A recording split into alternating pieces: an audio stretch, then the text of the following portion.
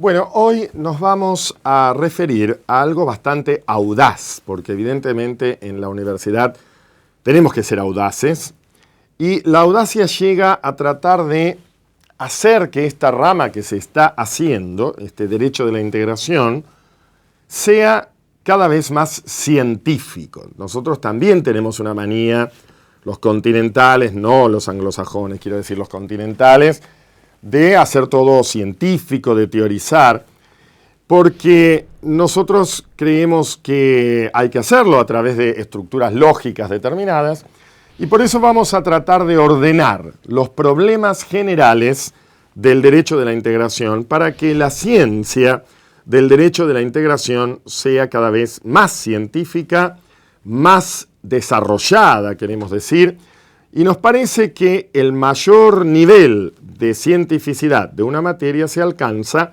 cuando esta materia se sistematiza y tiene, por ejemplo, una parte general y una parte especial. Ustedes, por ejemplo, las ramas del derecho tradicionales, más científicas, diríamos, las que tienen mayor desarrollo científico, tienen una parte general y una parte especial. El derecho civil tiene la parte general, donde ustedes estudiaron persona, acto jurídico, etc. Y luego parte especial con obligaciones, derechos reales, familia, sucesiones. En penal lo mismo, hablaban de los delitos y de las penas en general, y luego de cada delito y de cada pena en particular. Acá nosotros tratamos de hacer lo mismo y entendemos que lo vamos logrando a partir de esta postura compleja que hemos advertido, de la cual hemos partido, del tridimensionalismo y de la teoría trialista y el integrativismo tridimensionalista-trialista.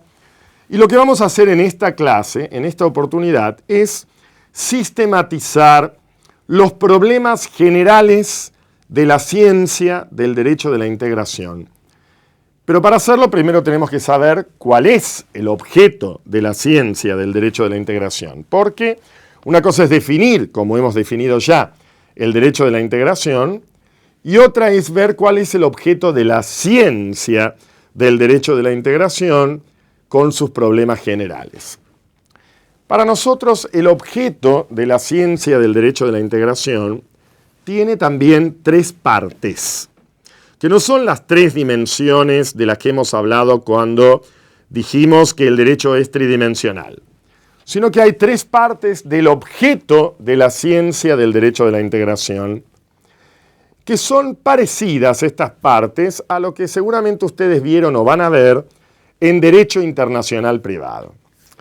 La primera de las cuestiones, la primera de las partes de este objeto científico es el tema del juez competente. Es decir, si yo tengo un caso de derecho de la integración, tengo una controversia en el ámbito del derecho de la integración, lo primero que tengo que resolver por una cuestión de realismo jurídico es quién debe entender en esa causa, ante qué autoridad me tengo que presentar para pedir que se resuelva ese problema.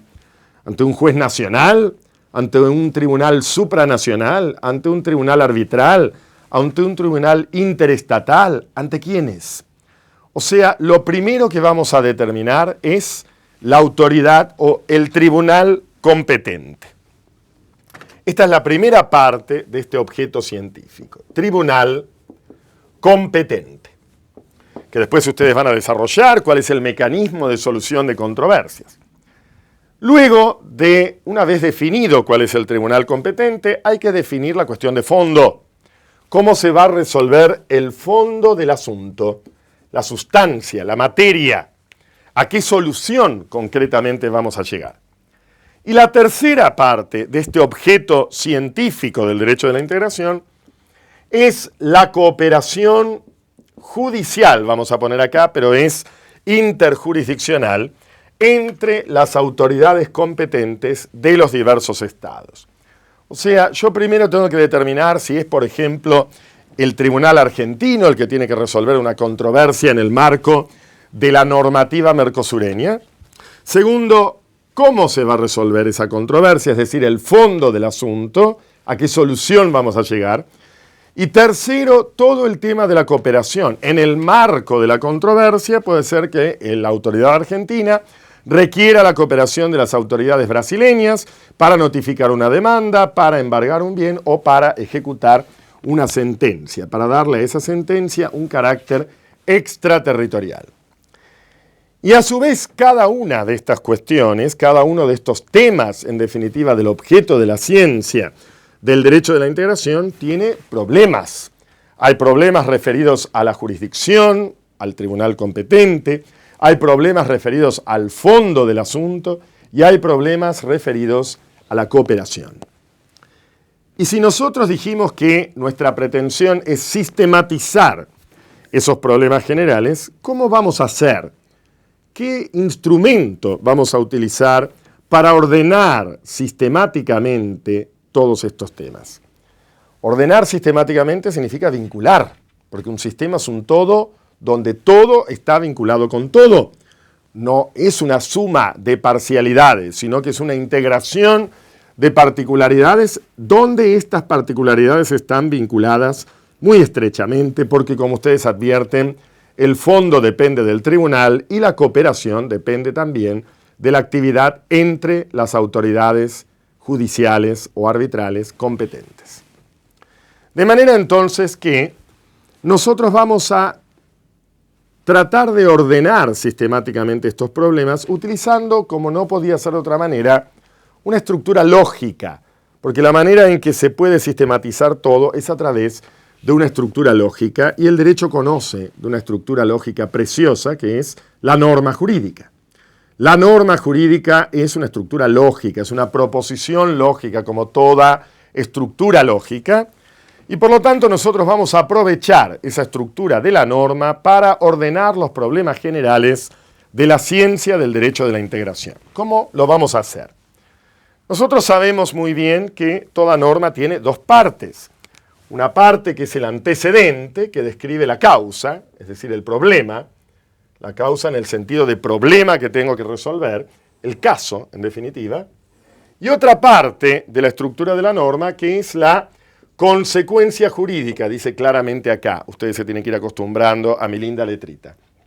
En la consecuencia jurídica, ¿qué tenemos? Tenemos la reglamentación de la causa. Es decir, lo que normalmente se llama la sanción, pero que no siempre es sanción, porque a veces hay cumplimiento de la obligación, etcétera, etcétera. Entonces, nosotros vamos a ordenar los problemas generales del tribunal, el fondo y la cooperación dentro de la estructura de la norma, pero esta norma no está completa si no le ponemos lo que integra cada una de las partes.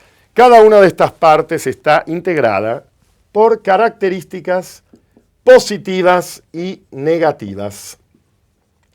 Tanto el antecedente como la consecuencia jurídica tiene características positivas que son las que deben existir para que se dé la reglamentación, por eso se llama positivas, y características negativas significa que no deben existir para que se dé la reglamentación.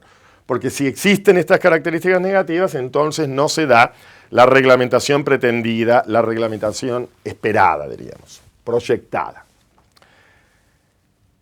Todos los problemas los vamos a ubicar acá, dentro de la estructura de la norma. Así como hicieron, por ejemplo, y ustedes seguramente lo hicieron en derecho penal. Ustedes en penal, ¿cómo hicieron? Ubicaron el delito como característica positiva del antecedente, porque parte del delito, evidentemente, la causa, el problema que hay que resolver en derecho penal es el delito. La pena, en la característica positiva de la consecuencia, estos son los dos grandes problemas generales, delitos y penas. Desde Beccaria hasta hoy es el problema, los problemas del derecho penal. Pero si yo me quedara en el derecho penal solo con las características positivas, les hablaría de una parte del derecho penal. El derecho penal tiene además características negativas, es decir, por ejemplo, las causas de justificación. Porque si hay causas de justificación no habrá pena, ¿se comprende? Es decir, se comete un hecho con apariencia de delito, pero fue en legítima defensa, por lo tanto no será penado. Por eso la causa de justificación aparece como característica negativa, porque si hay causa de justificación no hay pena. ¿Y cuál es la característica negativa de la consecuencia jurídica en el derecho penal? La extinción de la pena. Se dicta la pena, pero luego muere el imputado, muere el condenado, hay indulto, amnistía, prescribió. Por lo tanto, eso opera como característica negativa, diríamos, de la sanción. Lo mismo vamos a hacer pero con el derecho de la integración, lo cual les dije es de una gran audacia, porque evidentemente el derecho de la integración se está haciendo y nosotros ya pretendemos que sea una ciencia y una ciencia sistemática, como la del derecho penal que lleva 200 años al menos. ¿Qué vamos a poner en el antecedente de esta norma? Como es una norma que estamos construyendo con un carácter muy general, muy futurizo, diríamos, y que abarque todos los problemas generales, es una norma hipotética, por lo tanto vamos a comenzar diciendo si tal cosa ocurriera. Si, vamos a poner acá, si hubiera un caso de derecho de la integración. Un caso presentado ante una autoridad competente, porque hay que resolver los problemas precisamente del tribunal competente.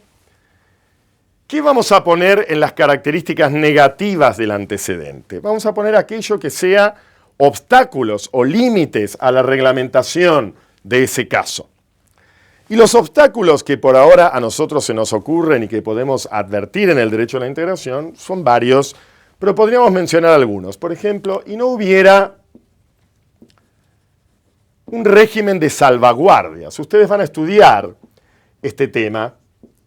El régimen de salvaguardias son restricciones al comercio internacional, restricciones a las libertades precisamente de circulación de mercaderías, capitales, etcétera, para proteger a la industria local contra los perjuicios de esta integración, si es que precisamente es un perjuicio en algunos casos, a la industria local.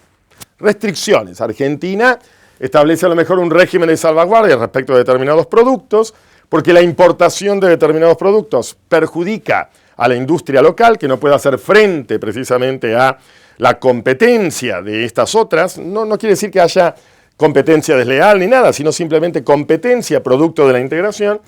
Y entonces en algunos casos hay salvaguardias que están justificadas temporalmente por un determinado lapso, porque si no, si vamos a perpetuar este régimen de salvaguardias, se fue la integración. ¿Para qué nos integramos si vamos a estar protegiendo, aplicando políticas intervencionistas todo el tiempo con nuestros vecinos? Evidentemente no tiene sentido.